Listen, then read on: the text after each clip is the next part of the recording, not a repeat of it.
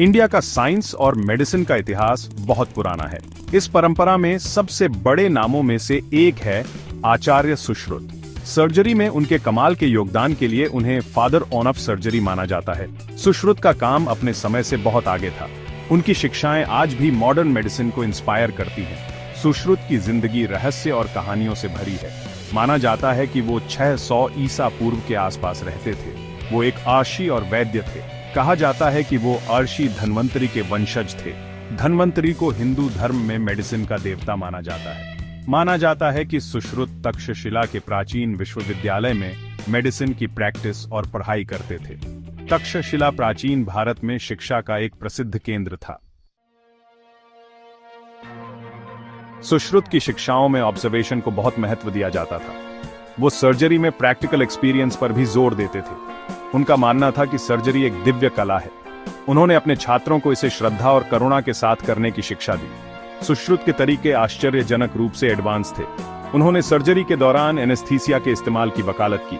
उन्होंने घाव भरने और इन्फेक्शन कंट्रोल के लिए भी तकनीकें विकसित की। सुश्रुत की विशेषज्ञता कई तरह की सर्जरी तक फैल गई थी। उन्हें कॉम्प्लिकेटेड सर्जरी करने का श्रेय दिया जाता है। इन सर्जरी में मोतियाबिंद का ऑपरेशन, प्लास्टिक सर्जरी और फ्रैक्चर का इलाज शामिल था। वो राइनोप्लास्टी में अपने काम के लिए जाने जाते हैं। राइनोप्लास्टी नाक को फिर से बनाने की विधि है। इस क्षेत्र में सुश्रुत की तकनीकें इतनी एडवांस थीं कि वो आज के सर्जन को भी हैरान करती हैं।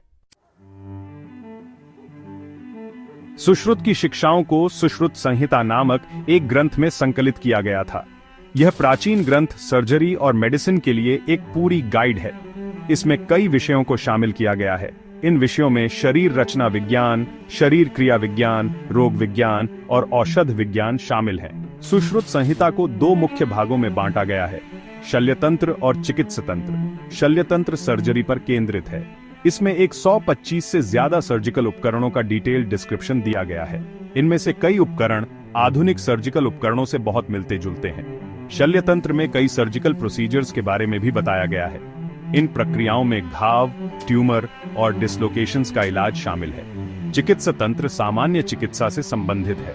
इसमें आंतरिक चिकित्सा, बाल रोग और विष विज्ञान जैसे विषय शामिल हैं। मेडिसिन में सुश्रुत के योगदान का दुनिया पर गहरा प्रभाव पड़ा है। उनकी शिक्षाएं ग्रीस, अरब और प्राचीन दुनिया के अन्य हिस्सों में फैल गईं। उन्होंने इन क्षेत्रों में मेडिसिन के विकास को प्रभावित किया। सुश्रुत की विरासत आज भी मेडिकल प्रैक्टिशनर्स को इंस्पायर करती है। ऑब्जर्वेशन, प्रैक्टिकल एक्सपीरियंस और करुणा पर उनका जोर मेडिसिन के क्षेत्र में आज भी महत्वपूर्ण सिद्धांत है। सुश्रुत का काम हमें याद दिलाता है कि ज्ञान और नवाचार की खोज की कोई सीमा नहीं है।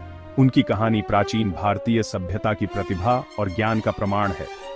मेडिसिन में उनका योगदान आज भी लोगों का जीवन बेहतर बना रहा है। जैसे ही हम उनकी विरासत का जश्न मनाते हैं, आइए हम उनकी लगन, कौशल और मानव पीड़ा को कम करने की उनकी अनवेवरिंग कमिटमेंट से भी प्रेरणा लें।